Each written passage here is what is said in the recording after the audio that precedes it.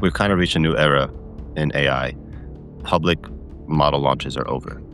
OpenAI was about to launch its latest frontier model, ChatGPT 5.6, and the Trump administration said, hold on a second. If you are allowed to release a model to the public without it being tested by whoever it is in the US government before it gets released to the public, that means your model is weak. Anyone that releases a model that the government just waves through, like now you're subconsciously thinking, oh, it can't be that good. There's nothing that's outside of the reach of the US government on the face of planet Earth. And if the US government thinks that something could be a threat in the wrong hands, they're going to get their hands on it. So basically, OpenAI was about to launch its latest frontier model, ChatGPT 5.6, and the Trump administration said, hold on a second, we don't want you to do that. What we want you to do is we want you to test it with a few trusted sources first, then report back to us. And for me, this is interesting for multiple reasons. One, it's becoming a bit of a pattern now. So we saw the Trump administration pull the release of Fable from Anthropic a few weeks back.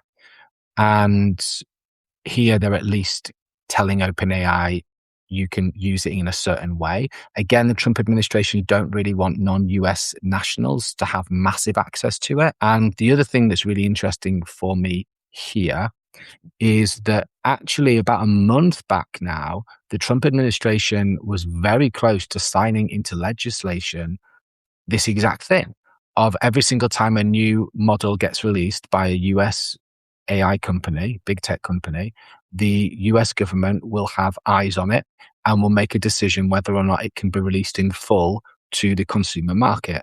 And at the time, I thought that was a really good idea. Leor and I probably have said several times that rules for enterprise should maybe be different from the rules for consumers. But it was about to be signed, like literally hours away. CEOs had flown into the White House, and then Trump decided to pull it because his advisors said something along the lines of, this will stop us getting ahead in the AI race. Again, China was mentioned. So for me, you can't have both of these truths. How can you decide not to do it and then just bring it in on your own terms without legislation? So it's a very interesting and evolving news story. And my take on it so far is this is not good, I don't think, when governments become involved outside of due process. And what exactly does ChatGPT 5.6 have that's different or not to Fable? So would love to hear your take on this, Leor. I think that they were pretty smart about how they went about all of this. When Fable 5 came out, OpenAI threw the counterpunch and said, okay, 5.6 is coming out. I could be wrong. This is just my thoughts on this. I think that they knew something was going to happen with Fable, that it would get pulled. They probably have OpenAI is known to be a little bit more buddy-buddy with the current administration. And they probably had maybe some insider information that Fable was going to get pulled. And so they said, okay, let's see how this all plays out. We're going to announce that 5.6 will be released. And we're going to have a much smoother rollout of 5.6 because we're going to be able to go through the process. So I don't think that it's necessarily that the US government came to OpenAI and said, hey, we need to see this before you release it. I think OpenAI came to the government, and said, here, take a look. And also, I think it's a bit of a flex now to have your model need to be gated by the government before it gets released to the public. Like if from now on, if you are allowed to release a model to the public without it being tested by whoever it is in the US government before it gets released to the public, that means your model is weak. So that era is now over. The new era is there's no more public releases.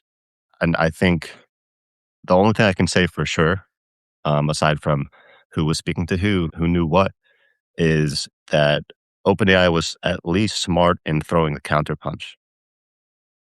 I think that's true, man. And there's such double standards about how CEOs have been operating. Like we saw Dario Argento like talking weeks back being like, oh, Fable and the previous enterprise version Mythos is so powerful. It's the most powerful thing we've ever had. It's super dangerous.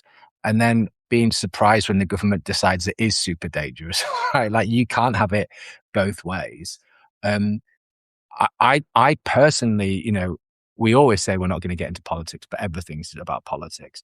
But without being particularly bipartisan, the Republican Party is founded on this idea of laissez-faire consumerism, right? That organizations to some extent should be allowed to develop within the rules of the law ways that enable them to maximize their profits.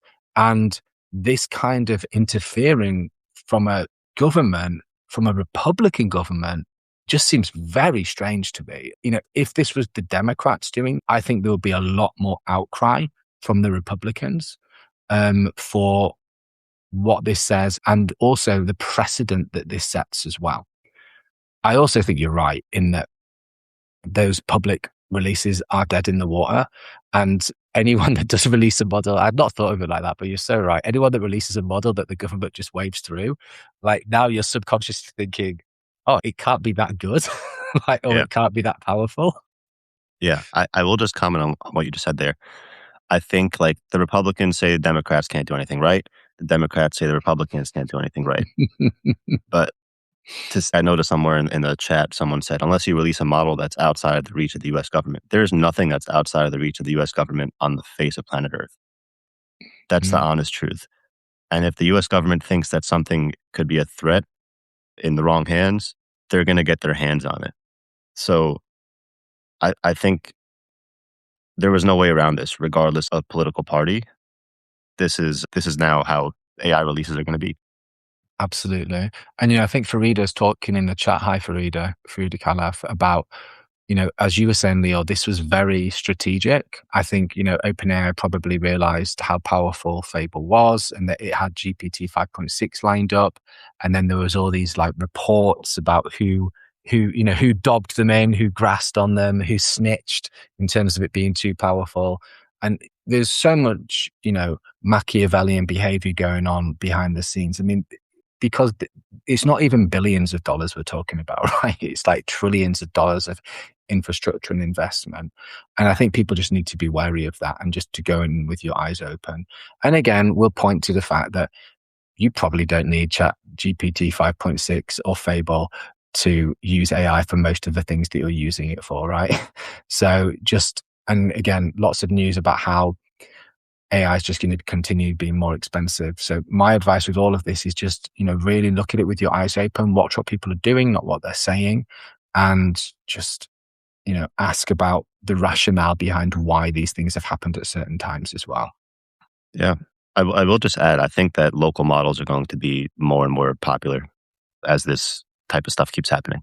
Open source local models, which are completely free to Yeah. run and which, we've talked about before. It's not even that. You can see under the hood. Like if you want to know how an AI tool actually works in terms of like temperature, in terms of variables, in terms of like, to some extent how neural nets even work, get a large language model and start playing around with it. Like it's extremely powerful and will be able to do 98 to 99% of the stuff that you want to do anyway.